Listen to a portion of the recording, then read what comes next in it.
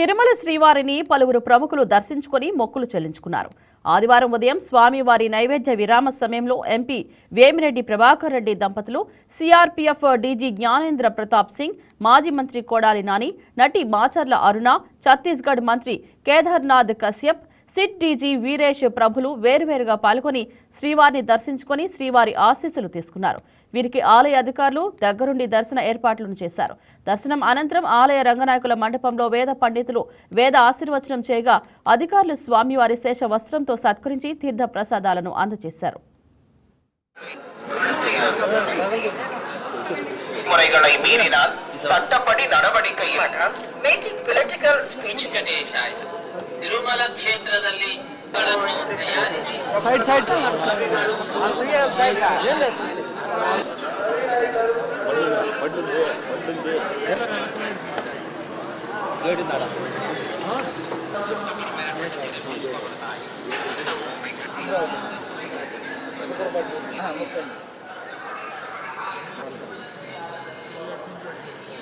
legal action will be taken against them on social media is strictly ತಯಾರಿಸಿ ಸಾಮಾಜಿಕ ಜಾಲತಾಣಗಳಲ್ಲಿ ತಿರುಮಲ ಕ್ಷೇತ್ರದಲ್ಲಿ ರಾಜಕೀಯ ಭಾಷಣ ಮಾಡುವುದು ಮತ್ತು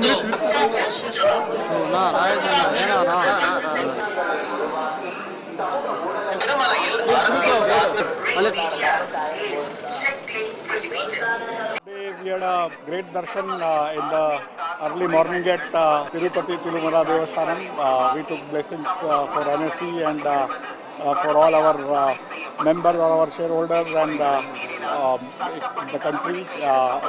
Yesterday only the Honorable SEBI Chairman announced that this month NSC will get an approval for IPO, and we had planned this Tirth Yatra long back, but it happened that yesterday only when we arrived in Tirupati, the announcement was made, so we think it is a good omen and God's blessing that this announcement has come from. It has been a very wonderful darshan today. We had